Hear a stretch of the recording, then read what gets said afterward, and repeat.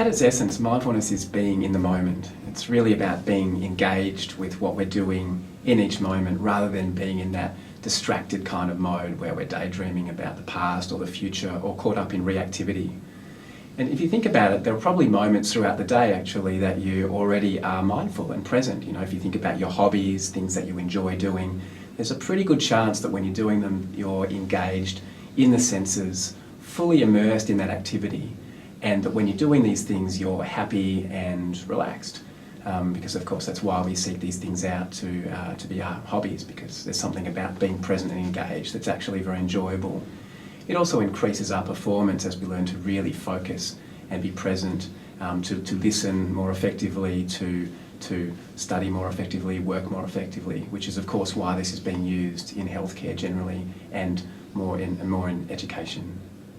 And so mindfulness is an everyday experience of being engaged and present with whatever we're doing from moment to moment.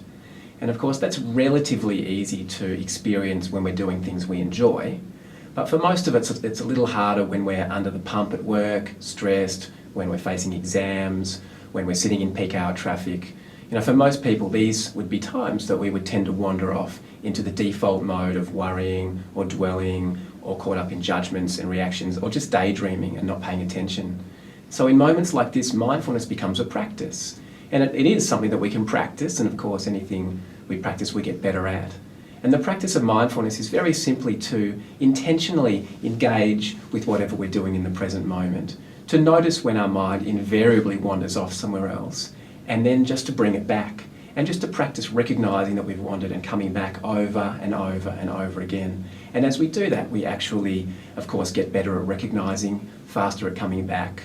We start to rewire the brain, and it becomes a much easier thing to do throughout the day whenever we need it. There are also a number of cognitive practices as well, such as acceptance, letting go, learning to focus on the present, these kinds of things, and we'll be exploring some of these.